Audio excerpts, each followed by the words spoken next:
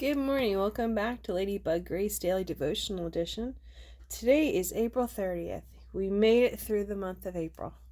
Congratulations for doing it. I'm going to post a photo right here of this little prayer, or little statement, I should say, about from InTouch.org. As I keep mentioning, there's a lot of resources there for people to look at. So it says, and the picture will be there. I don't know why it's so... Why isn't it clear? There it is.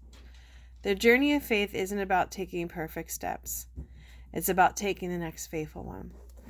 Moving from doing life alone into the abundance of being known. Seen, heard, and loved exactly as you are. It's about trusting God in everything and being confident He's with you. Leading you onward one day at a time. Whether you're grieving, celebrating, doubting, believing, longing, wondering, hurting, or delighting, we're here for that journey, all of it, InTouch.org. So I keep mentioning InTouch.org has got a lot of resources for you to look at and to view. A lot of it's free for you to connect with, so please take advantage of it. If this is just your starting point, listening to these, thank you for being here. I'm going to keep doing these, but if you want to learn more, there is more available on the website for you to get access to.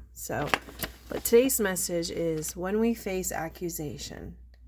That's today's message. I'm going to try a different angle and see if that works. So I'm going to go to this part of it.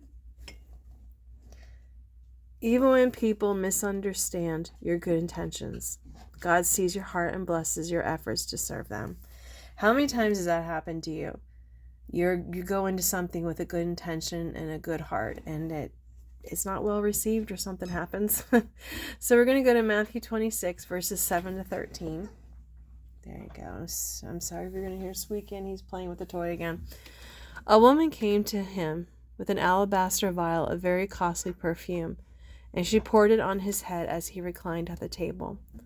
But the disciples were indignant, and then when they saw this, and said, "Why this waste? For this perfume, might have been sold for a high price and the money given to the poor." But Jesus, aware of this, said to them, "Why do you bother the woman? For she has done a good deed to me. For you always have the poor with you, but you do not always have me. For when she poured this perfume on my body, she did it to prepare me for burial. Truly I say to you, wherever this gospel is preached in the whole world, what this woman has done will also be spoken in memory of her." So for today's message, I got that locked in. Yep. From time to time, undeserved. I'm trying to make sure it's straight. There we go. Probably shouldn't worry about it. From time to time, undeserved criticism is the lot of every Christian. On occasion, it comes when we offer our best to the Lord and our good intentions are misunderstood. This kind of situation is described in today's passage. The verses from Matthew describe a woman who took a bottle of precious perfume and poured it on Jesus' head as he reclined at table.